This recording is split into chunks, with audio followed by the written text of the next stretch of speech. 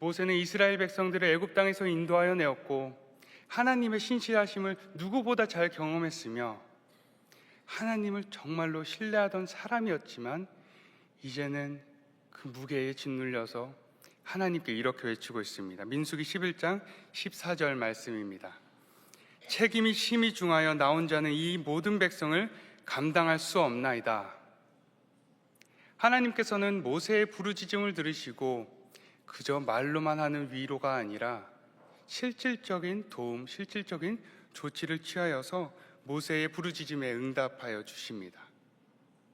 그것이 이스라엘 노인 중에 백성의 장로와 지도자가 될 만한 70명을 세우는 것입니다.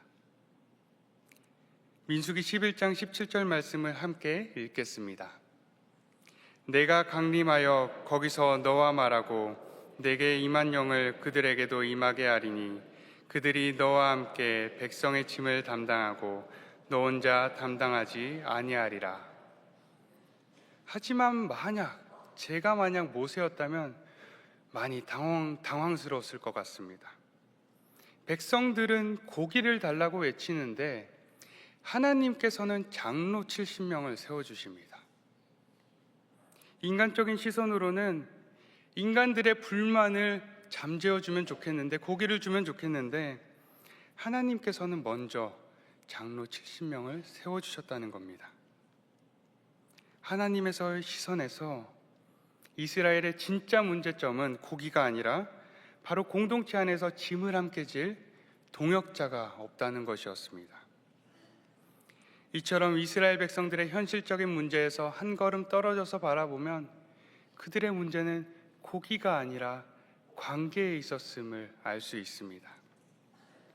고기는 그저 잠시의 만족입니다. 하지만 동역자는 지속적이고 공동체를 지탱해가는 하나님의 은혜의 통로입니다. 그것을 먼저 알려주고자 하나님께서는 장로를 세우신 것입니다. 저는 오늘 본문을 묵상하면서 홀로 버려두지 않으시고 우리를 위하여 동역자를 세워주시는 하나님을 발견하였습니다. 하나님께서는 이스라엘 백성들이 이 광야를 지나갈 수 있도록 탁월한 리더 모세를 세워주셨습니다. 하지만 그 어떤 공동체도 탁월한 리더 혼자서는 감당할 수 없습니다. 그 사실을 알았기 때문에 하나님께서는 모세가 겉으로만 지친 것이 아니라 사실 그에게 같은 마음을 품을 동역자가 없다는 것을 아셨다는 겁니다. 그에게는 동역자가 없었던 겁니다. 하나님께서는 동역자가 얼마나 중요한지 전도서를 통해서도 우리에게 알려주십니다. 전도서 4장 9절에서 10절 말씀을 함께 읽어보겠습니다. 두 사람이 한 사람보다 나음은 그들이 수고함으로 좋은 상을 얻을 것임이라. 혹시 그들이 넘어지면 하나가 그 동물을 붙들어 일으키려니와 홀로 있어 넘어지고 붙들어 일으킬 자가 없는 자에게는 화가 있으리라. 이 말씀과 같이 우리는 언젠가는 영적으로 육적으로 넘어지는 상황을 마주합니다. 넘어진 상황이 이 본문처럼 빠르게 하나님의 응답을 통해서 해결되면 좋겠지만 정말 많은 시간 우리는 기다려야 하고 기도해야 하는 상황을 마주합니다. 그때에 우리에게 필요한 것이 바로 하나님의 말씀으로 우리를 일으켜줄 동역자입니다. 문제를 바라보고 상황을 바라보면 그 상황은 해결되지 않습니다. 변하지 않습니다. 하지만 하나님을 바라볼 수 있도록 넘어진 나를 일으켜줄 동역자 한 사람만 있다면 우리는 앞으로의 삶을 그리스도의 능력을 힘입어서 살아갈 수 있습니다. 그리고 이제는 한 걸음 더 나아가길 원합니다. 지금 나는 하나님께서 세워주신 그 동역자와의 관계를 어떻게 만들어가고 있는가 스스로 질문해 보기를 원합니다. 단순히 인간적인 관계가 아니라 함께 하나님을 바라보고 있는가? 단순히 인간적인 관계가 아니라 그 관계 가운데서 하나님의 은혜를 나누는 풍성함을 누리고 있는가? 이처럼 하나님께서 동역자를 세우시는 이유는 짐을 나눠드는 것이 아니라, 그걸로 끝나는 것이 아니라 은혜를 나누는 관계, 하나님을 함께 바라보는 관계로 나아가는 것입니다. 그래서 우리로 하여금 하나님의 그 풍성한 관계 안으로, 교제 안으로 들어오게 하시고 하나님의 형상을 바라볼 수 있도록 하시는 겁니다. 창세기 1장 27절 말씀입니다. 하나님이 자기 형상 곧 하나님의 형상대로 사람을 창조하시되, 이 한 사람, 이 동역자는 단순한 협력자가 아닙니다. 하나님의 형상으로 지음받은 사람입니다. 하나님의 형상, 내게 세워주신 그 동역자의 모습에서 우리는 하나님의 형상을 발견할 수 있다는 겁니다. 그렇기 때문에 우리는 그 동역자의 모습에서 하나님의 형상을 발견하도록 노력해야 됩니다. 그런 시선을 가져야 됩니다. 그리고 나 또한 누군가의 동역자라는 것을 깨닫고 내 삶에서 하나님의 형상을 회복해 가야 합니다. 저 또한 하나님의 형상, 사람의 모습에서 하나님의 형상을 발견하던 때가 있었습니다. 그러던 어느 날 그 형을 딱 만나러 갔을 때는 그날은 조금 분위기가 사뭇 달랐습니다. 그리고 어느 때 그 형이 저에게 이렇게 이야기했습니다. 영민아, 너 이제 이러고 있으면 안 되지 않니? 저는 그 말에 아무 말도 할 수 없었습니다. 그저 눈물만 터져 나왔습니다. 그 말이 저에게 하시는 하나님의 말씀 같았습니다. 영민아, 이제 돌아와라. 영민아, 이제 나에게 돌아와라. 세상과 똑같이 살지 말고 말씀 가운데 거하며 그 거룩함, 하나님의 형상을 회복해라. 그렇게 말씀하시는 것 같았습니다. 정말 별거 아닌 말이었지만 그 말 한마디는 제 삶을 뒤흔들었습니다. 그리고 그날 그 형과 함께 교회로 향했고, 저는 십자가 앞에 무릎을 꿇고 몇 시간을 하나님께 울며 회개하고 기도했습니다. 제 삶의 방황은 그 형의 한마디로부터 회복되기 시작했습니다. 삶이 변화되어 가면서 무엇보다도 하나님과의 관계가 먼저 세워져 갔습니다. 저는 그때 깨닫게 되었습니다. 아, 이 사람은 그저 그냥 좋은 사람이 아니구나. 좋은 사람이 아니라 그냥 하나님께서 세워주신 사람이구나.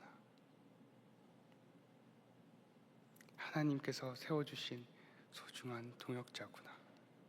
사람의 모습을 통해서도 하나님을 볼 수 있구나. 내 삶을 변화시키는 것은 하나님께서 하시지만 이 동역자를 통해서 일하셨구나. 이처럼 하나님의 사랑으로 일으켜줄 동역자, 그 동역자의 말 한마디를 통해서 저는 하나님의 사랑을 경험할 수 있었고 하나님의 형상을 회복해 갈 수 있었습니다. 저는 이런 간증이 저에게만 있지 않다고 생각합니다.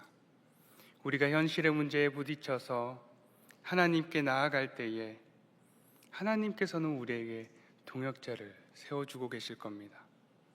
그리고 그 동역자의 모습에서, 말과 행동, 그 마음에서 하나님의 사랑 그리고 하나님의 형상을 보여주고 계실 겁니다. 저는 오늘 함께 나눈 말씀을 제 삶에 이렇게 적용해 보려고 합니다. 오늘 본문 말씀에 있는 상황처럼 현실적인 문제를 저도 외면하기는 어려울 것 같습니다. 하지만 그 문제를 가지고 하나님께 나아간 모세처럼 저도 제 삶의 문제를 가지고 하나님께 나아가겠습니다. 나를 인도하신 하나님의 은혜를 기억하고 앞으로도 나를 인도하실 하나님을 더욱 신뢰하며 그 기도의 자리로 나아가도록 노력하겠습니다. 그리고 우리를 홀로 내버려 두지 않으시는 하나님이시니 제게 세워주신 동역자를 한 번 더 사랑하고 섬기며 하나님의 사랑으로 마주해야겠습니다. 요한일서 4장 11절 말씀 함께 읽겠습니다. 사랑하는 자들아, 하나님이 이같이 우리를 사랑하셨은즉 우리도 서로 사랑하는 것이 마땅하도다. 이처럼 하나님께서 우리에게 주신 사랑을 기억하며 하나님께서 세워주신 동역자들에게 무엇보다 마땅히 사랑하는 동안의 성도님들이 되시길 소망합니다. 오늘 하루 하나님의 사랑으로 마땅히 사랑하며 살아갈 때 우리의 삶의 현장, 가정에서, 직장에서, 일터에서, 그리고 학교에서, 내 삶의 현장에서 사람의 모습을 통해서 일하시고 사람의 모습을 통해서 우리에게 하나님의 사랑을 알려주시는 그 하나님의 형상을 마주하시길 주님의 이름으로 소망합니다. 기도하겠습니다. 우리는 하나님의 자녀,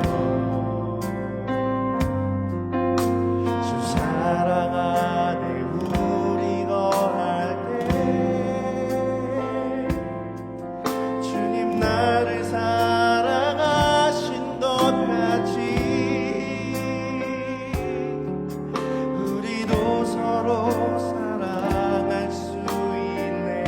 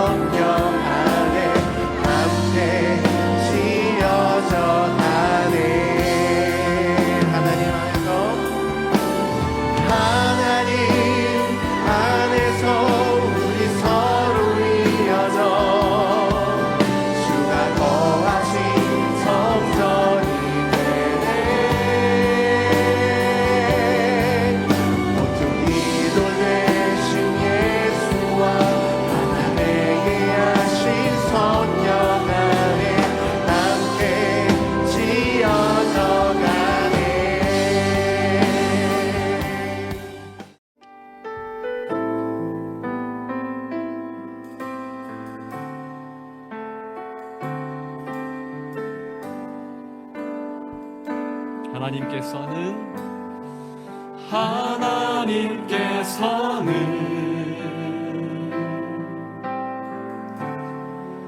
우리의 만남을 계획해 놓으셨네. 우린 하나 되어 우린 하나 되어 어디든 가리라. 주 위에 서라면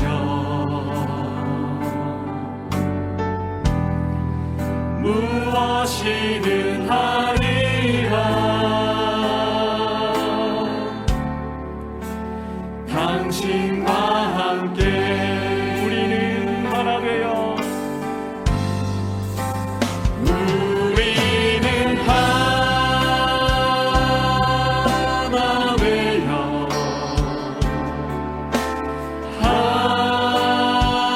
함께 건너네. 하늘 아버지 사랑 안에서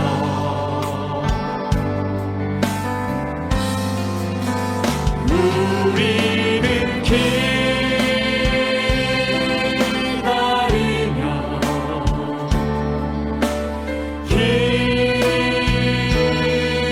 기도하네.